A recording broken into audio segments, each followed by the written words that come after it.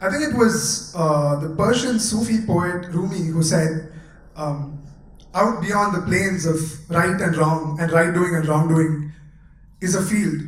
I will meet you at that field. And I think that's what TEDxSriSairamIT is. It's that field beyond right and wrongdoing, and we're here, all of us, to share ideas and discuss ideas with each other that are mutually beneficial. And I'm Shravan Sridhar, in case you guys didn't know. And that was my band, the Non-Violinist project.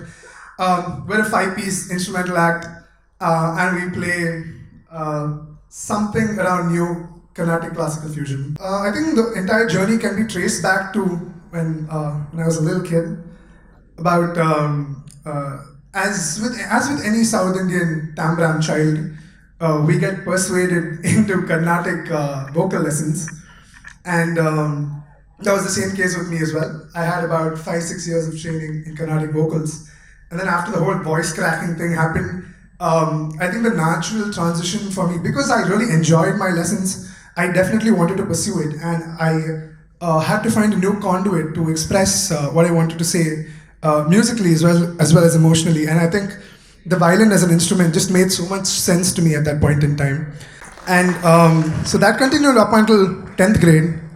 Then, small plot twist, I gave up music altogether for a good 3 years. And that was because of, you could probably guess, entrance exam preparation. I think what college did for me was it opened up a whole new, my college peers, I should say, they just broadened and opened up my horizons to all these completely different kinds of music. Because here's this kid who is pretty much trained in just Indian classical Carnatic for about, I don't know, 15, 16 odd years, and then he's suddenly exposed to genres like blues and hard rock and electronica and metal and R&B and jazz, and it was so overwhelming. But at the same time, it was as if like a child was reacting to the wonders of the world, you know. It was just so thrilling to sort of experience all these different new sounds. And again, I have a lot to thank my peers for that. So what I started doing was, as I was listening to more of this, I was trying to incorporate all of these styles of different genres of music into the music that I was making at that point in time. So it would just be me, my laptop, and my violin, and I would throw all these chords and these beats into the laptop in the form of musical ideas, and then I would play violin melodies on top of it. And that is literally how the Non-Violinist project started. It was a SoundCloud page, and it was just a creative outlet for me within the confines of my hostel, the 4 walls of my hostel. And it was, at least at that point, I didn't make anything else out of it. Today, as you probably noticed, it's a full-fledged band with a defined sound. So thank you guys, thank you so much.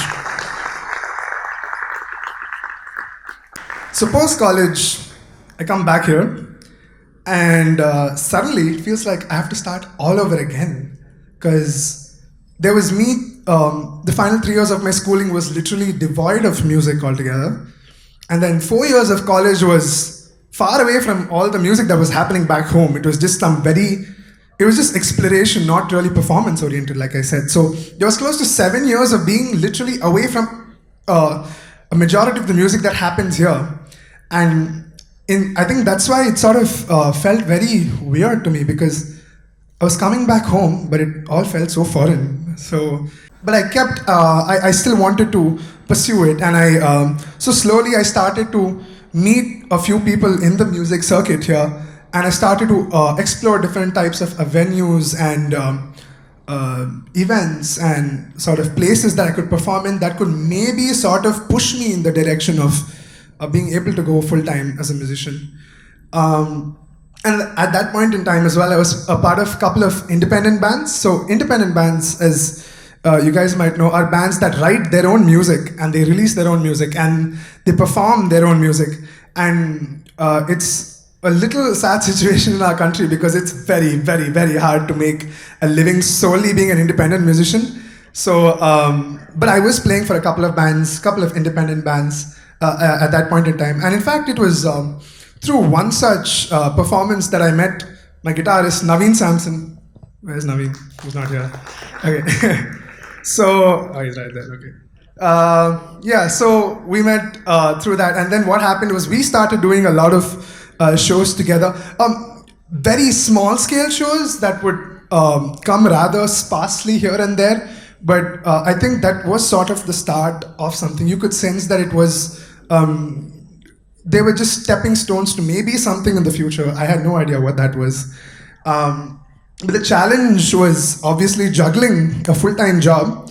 I was working in a reputed big data analytics firm, so it was a challenge juggling that as well as all trying to take up all these other performances that came my way. Yeah, it was about, so that was happening for about. I was working in my job for about a year and a half, and I think there came a point where. Sort of the musical opportunities that were coming my way, I wasn't able to fully capitalize on them. And I think that's the point in time where I had to make a decision to like choose between one and the other. And like I said, the calling was just too strong for me. So one fine day, I decided to take that plunge from a safe, secure, stable IT job into the world of music. And it was something that I had zero idea in. My parents had absolutely no idea. My family on both sides, none of them have done anything sort of non-conventional. So I was definitely the black sheep of the family. I got a lot of stares and a lot of doubts were upon my head. And it was definitely a very, I think, a testing phase, the first 6-7 months, because suddenly you have so much time and the number of opportunities coming your way are so scarce because I was still very much this new guy, trying to make stuff work. But I think a few people in my life at that point in time, Naveen included, and a few others whose name I can't mention, they were really pillars of support for me at that point in time. And I fed off of a lot of positivity that they instilled in me. So we were just keeping it going. We were taking up whatever came our way, and we were, I think, just keeping the ball rolling in a certain way. And then about 8 or 9 months after I quit my job, I got a call that I think changed my life and all of our lives forever. We got a call from Maestro Isenyani Ilayaraja sir's office saying it was sir's birthday in a couple of weeks, and there was to be this massively scaled celebration at Kamarajarangam Auditorium. And first of all, getting a call like that itself is just beyond surreal for someone like me, who is still, again, I can't reiterate this enough times because I was still very much new to the whole full-time music circuit scene at that point in time. But to get a call like that was just, it was unbelievable. And yep, so that happened. And then from then onwards, it's just been one incredible journey. It's been, I think the band is just over a year old now. And it's been a roller coaster of a journey. And I think that's been about my time. Thank you so much, guys. This has been a dream come true for us to like get together as individuals, first of all, and make a band and perform the music we want to in the way we want to, and have all of you guys love that music. This means way too much to us. Thank you so much.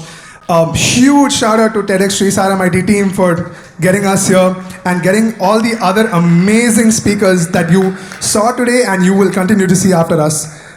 Thank you so much, guys.